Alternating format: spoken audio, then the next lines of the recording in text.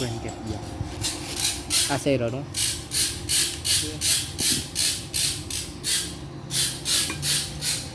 Lốc chạy 3.4 cấp gió.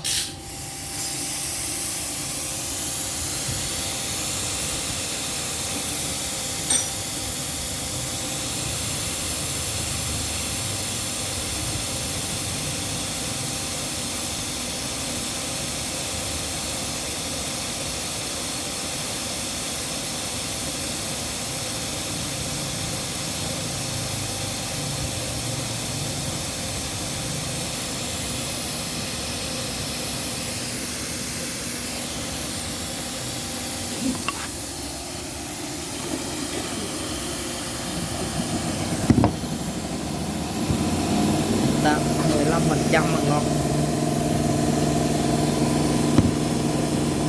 15.6